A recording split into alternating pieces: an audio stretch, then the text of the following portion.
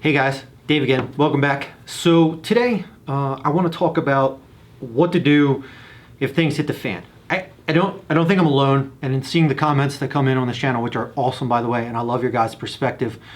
So things in this country really aren't moving in a direction that I think are the best. They're not the way they've traditionally moved. We're seeing a lot of different aspects sort of either fall apart, crumble, or just come off the rails. So in this channel, I always want to give you guys a forward-thinking perspective. I want to help you guys make money. I want to encourage you guys to come move to Wyoming because Wyoming's awesome. But in this one, like, let's step back and take a perspective of not shooting our way out of it or confronting the problem with violence. Let's take a look and say, what can we do to proactively get ahead, to put ourselves in an advantageous position to not have to be violent or engage in violence or risk family members or any of that. So what can we do? And I think the best pathway is to look at a second passport. And I know people are like, oh my God, this like, hear me out. So I have a buddy, he's got some money, and his dad has even more money, but his dad, recently it came to light that his dad now spends half the year to 3/4 of the year in Mexico in a small villa down there. And I was talking to my buddy and I'm like, look, your dad's from Wyoming. Why would your dad go to Mexico? Like, and I don't know if you guys have ever spent any time with people from Wyoming, but if you've ever met anybody from Wyoming and you spend 5 minutes with them, they'll tell you 47 times in that 5 minutes that they're from Wyoming. They're super proud of that. Most people don't leave. When they leave, they spend their life trying to get back and then they come back to Wyoming. Wyoming's awesome. Move to Wyoming. But so I was really surprised by this. And my buddy, finally sort of let slide that, his dad just wasn't comfortable with the way things were going. So, he's working on a second citizenship. And that really got me thinking, like, I don't know that I'm overly thrilled with the way that things are going. The direction that we're taking, the pathway, just sort of the divisiveness that's taken over this country. So it got me looking into, what does a second passport look like? What all's involved? And in it, what I've learned is it's really complicated and it's really individual specific. So I'm going to give you guys some highlights. I'm going to give you some reasons why I think it's a good idea. We'll really dive into some of that. I'll give you a couple countries to maybe begin looking at, and it's something I really want you guys to think about. Holding a second passport doesn't hurt you. It gives you so many avenues and opens so many doors from you, not only from a business perspective, but a tax perspective, from a travel perspective. If we look at the US, and these I'm probably talking about some of the reasons that I'm going to get into here in a minute, but the political tensions that are going on, some of the banking tensions that are going on when we look at the US in relation to some of these other governments. It's nothing for the US government to just throw sanctions on people anymore and just, cut people off at the knees in the banking system. I think it's being abused, so being a US citizen isn't what it used to be. Understand that in here, the media sort of manipulates things and sort of curtails it and funnels it into one package. And I don't know that we hear the whole story or see how our actions impact the rest of the world. So I know what I see here in this country, and I know that I need an alternative, and I know that it's something that I'm going to begin to look into, and it's something I'm going to actively sort of investigate. Whether or not I pull the trigger yet, I don't know, but it's a pathway. I'd love to hear your guys' thoughts. If some of you have dual citizenship, I'd love to hear how it's going for you and what it looks like and what you're experiencing. But, why have a second passport? Why? So basically, it's going to shield us from unpredictable threats, any kind of crazy social movements, political issues, economic issues, natural disasters. Not that if the Yellowstone volcano goes off, I'm going to make it out, but, that would be an example of one. So the U.S. government revokes U.S. passports daily. I mean, thousands of them daily get revoked for a multitude of reasons. Some people don't pay child support and they revoke your passport. Some are just political hit jobs and you lose your passport. Well, what happens? So basically, you can't leave the country. You're basically a political prisoner at that point. You know, if you do make it out, let's say you make it out and you escape to Mexico, now you're a refugee. Do you want to be a refugee in Mexico or Canada? Or, I mean, you're at the mercy, and there's a 90% chance you're coming back anyway. And I'm not saying get one and commit a crime and free the law. That's not it at all. You know, I'm merely advocating for this in the event that, you know, society sort of takes the turn to the degree where we talk about where we need to use guns, or those other kind of measures that we talk about on this channel all the time. Love guns. We're still going to do gun videos. I got a bunch coming. I'm not saying get rid of your guns. Buy more guns, but buy all the guns, and then let me come over and shoot some of them because there's some really cool ones. But this is just an insurance policy. It's no different than buying gold or buying Bitcoin and hedging against inflation, which is coming, by the way. So that's sort of what we're doing here. And I want you guys to get started now because, you know, if you're not sitting on a bunch of wealth, there is a pathway to another passport for you, but it's going to require residency, and most of those have a time period that's involved. You know, the shortest ones being 2 years. When you look at like in Argentina, you know, there's some that are 3 years. Let me give you a couple examples. Canada, Ecuador, Honduras, Israel. You know, when you start to get into 4 and 5 years, you're looking at Brazil. Then when you get into 5 years, you're opening up Australia, Barbados, Belgium. So there's a time commitment here that you're going to have to make. And there's going to be some time you're going to have to spend in those, and there's going to be some things you're going to have to figure out and do to get that residency so that you can get that citizenship. And some you're going to have to learn a language.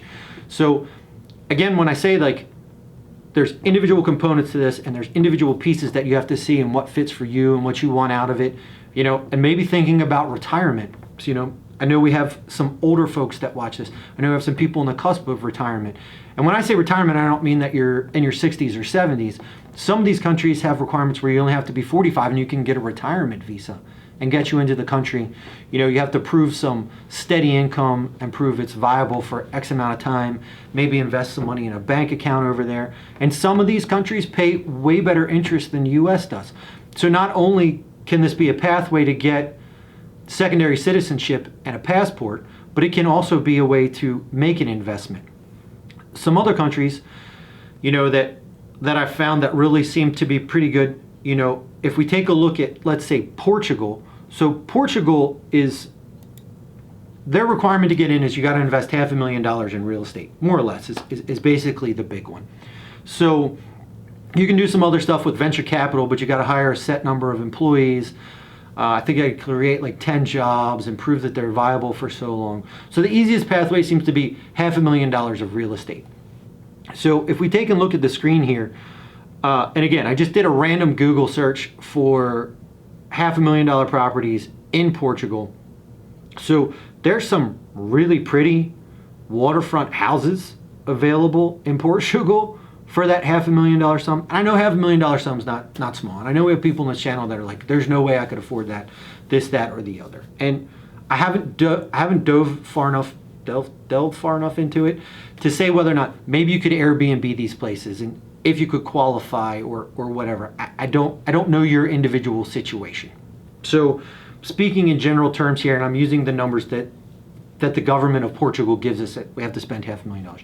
The assumption is that you have that, you could raise that, do it, whatever, to get into Portugal. If not, maybe Portugal's not on your list and you look at something that just has the residency requirement. And there's a lot of great visas that allow you to do skilled work. Maybe you're in IT and you have a skill that works in that and you can go that pathway. Or you can use a different sort of visa to get in and use your skills in the restaurant industry or baking or whatever it is to get in. Start a business. There's some that let you get a visa to start a business. Maybe you go and you start a bakery. You're an unbelievable baker. I don't know. Like I can't speak for everybody, but if we look at Portugal, you basically have to make a $500,000 investment.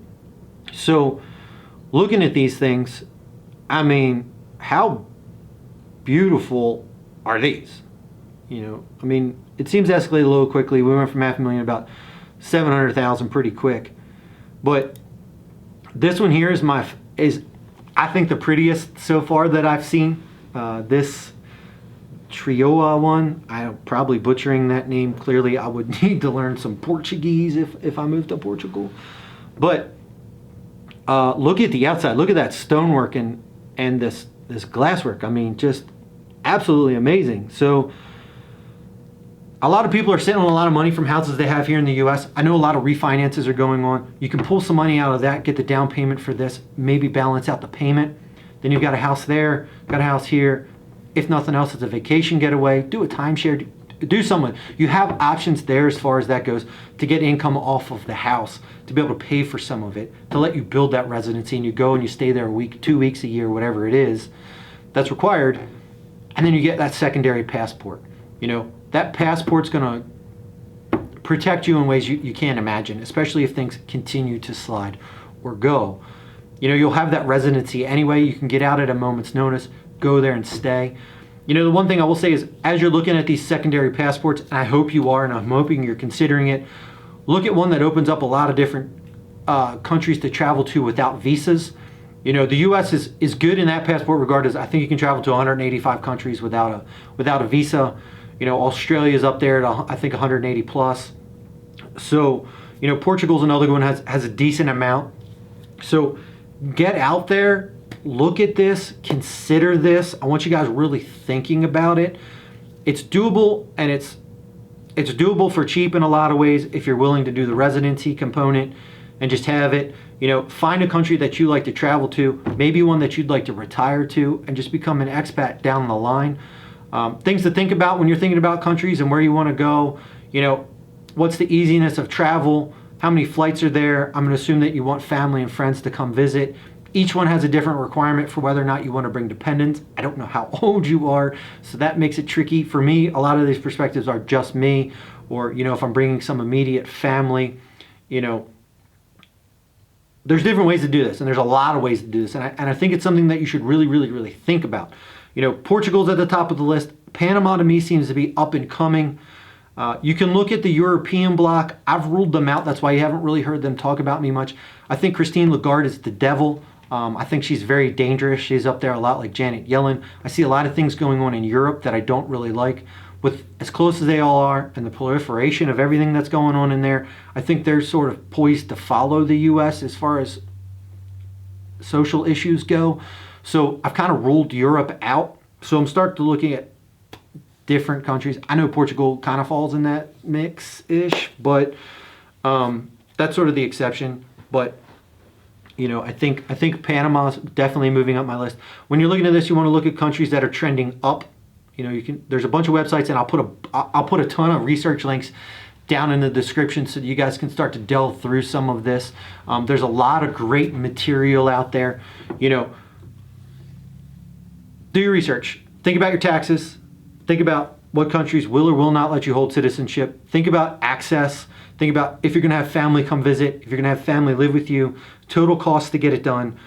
But whatever you do, start moving on it. If you're like me and you see what's coming, you want to have as many options available to you. I don't think shooting your way out of it is always the best option. Sometimes it's the only option, and it is the option that you need to take. Absolutely defend yourself. But I think sometimes relocating to a place that wants you and will embrace you and welcome you and keep you safe and continue to let you have freedoms is an option that you need to look at and consider. So I know this was a bit long-winded, and it's me kind of rambling on about and advocating for you to get a second passport.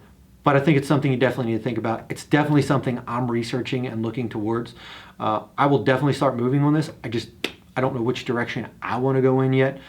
As I come up with these ideas, as I, you know, sort of come to these epiphanies, I'd like to share them with you guys so that you guys can get out ahead of them too. Hope you guys look into this. Let me know what countries you're looking at. Put links down in the description. Put names down in the description. Tell me why. Love hearing from you guys. I'll definitely be researching a lot of what you guys share. If you're already a dual citizen, let me know the benefits. If there's problems and things that I haven't seen yet or don't understand, or reasons why you think it's terrible, let me know. Let us know, and we'll come revisit and we'll talk about it again. But this is definitely something I'm working on. I'll catch you guys in the next one.